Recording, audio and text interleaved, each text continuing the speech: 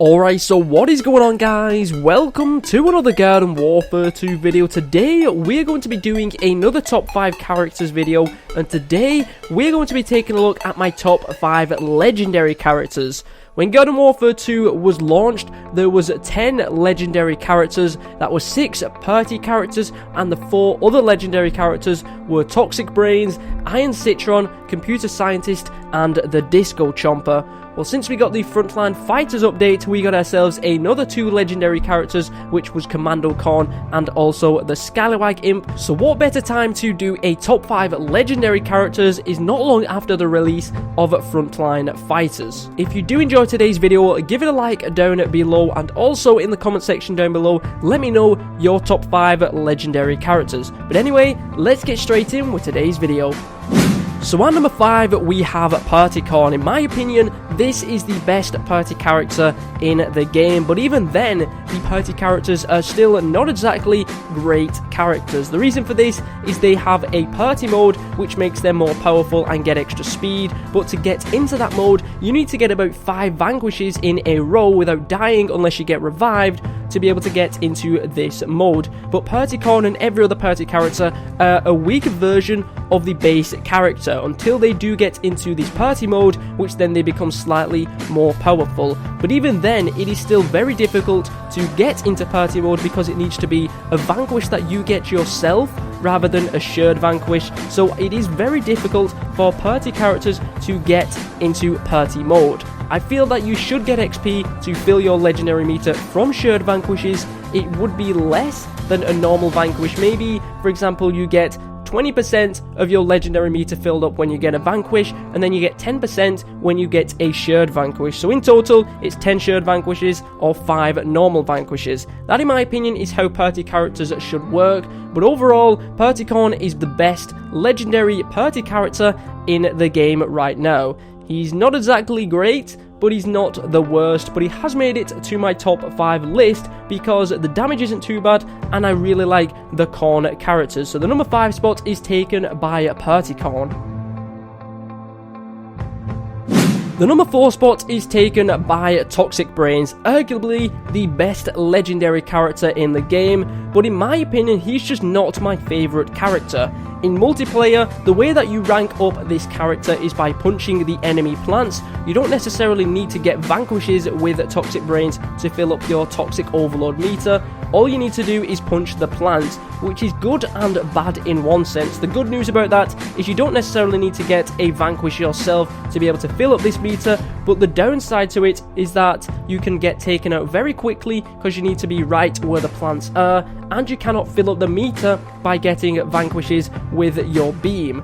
And also, if you get taken out, reviving you doesn't keep the legendary meter filled up. It will reset itself even if you do get revived. So that is the ups and downs of Toxic Brains. Don't get me wrong, he's a really good character. He's just not my favourite legendary character in the game, mainly because I don't enjoy playing as the Super Brains classes. But one reason where I would say Toxic Brains is definitely the best character is in Boss Hunt. The reason for this is it's very easy to get into Toxic Overload. When you are playing boss hunts, you're going to be able to get that burst of health, you're going to take less damage, and you're also going to deal more damage, which is very nice. And playing as Toxic Brains against AI is very easy to get into Toxic Overload. So playing as boss hunts with Toxic Brains is very, very good.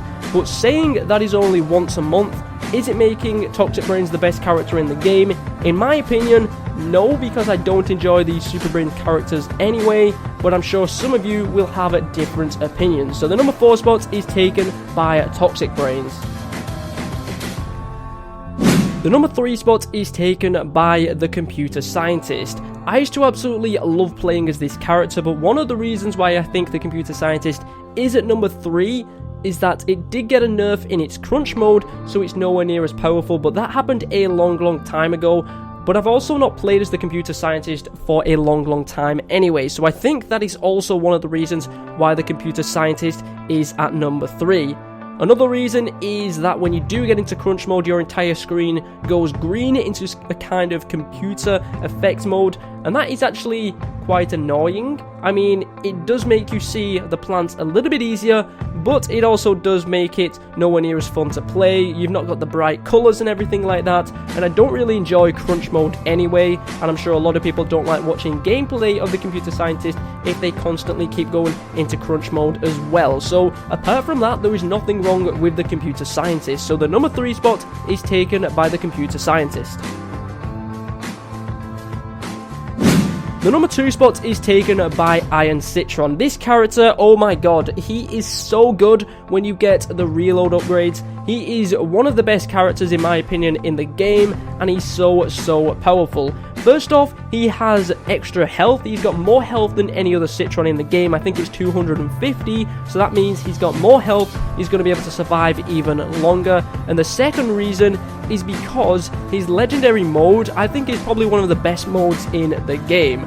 Your standard weapon is 1 mech breaker, and then you need to reload. So once you've got 2 reload upgrades, it does become a lot better, and it can be a lot more powerful. But when you get into Iron mode, you get 5. So you can fire 5 of them as quickly as you can, then you need to reload, then you get another 5, and this lasts for quite a while as well. So you could destroy the entire zombie team when you're in Iron mode, because you're going to have more health. You could put your shield up, and you can also fire 5 mech breakers at the zombies, reload, fire another 5, reload, fire another 5, and it's so powerful. So if you do play as Iron Citron and you can get into Iron mode, he is a very powerful character. The only downside I can think for Iron mode is because the Iron Citron is the slowest moving character in the Citron class. If you get into Iron mode and there's no zombies around you, you're going to need to go into your Citron ball and try and find some more zombies, and that's going to waste time in the Iron mode. So that is the only downside I can think of the Iron Citron. So the number 2 spot is taken by the Iron Citron. And the number 1 spot is taken by Commando Corn, that came in the brand new Frontline Fighters update. I really love this Corn character. He's got splash damage, he's got a good amount of damage, and just overall is a really good character, and doesn't need a legendary mode to be a good character anyway. Getting the legendary mode makes him even better, but it doesn't actually give you extra damage like a lot of the other legendary modes does. All it does is give you 50 ammo compared to, I think it's 20. I've not played him for a little bit. It's either 20 or 30 you usually get, and when you do get into the legendary mode, it gives you 50, and you also get some extra speed as well. But I'm not sure if he is my favorite legendary character in the entire game, because I've not played as the computer scientist, Iron Citron, and Party Corn. I've not really played as those for quite a while, but I have played as him a lot right now, and he's probably my favorite character, favorite legendary character in the game. So let me know your top 5 legendary characters in the comment section down below. I'd really like to know. The same 5 as what I've got? Are you going to put the Scalawag Imp in there as well? The reason he didn't make the top 5 is the Imp, I don't think, is the best Imp in the game. It's probably one of the worst Imps in the game, but his mech is really good. So the kind of weighing it up between how bad the Imp is compared to how good the mech is kind of 50-50. So that is the reason why he wasn't put in this top 5. And the rest of the party characters kind of talk for themselves. So hopefully you did enjoy this top 5 legendary characters video. If you did, give it a like down below, and hopefully I'll catch you guys next time.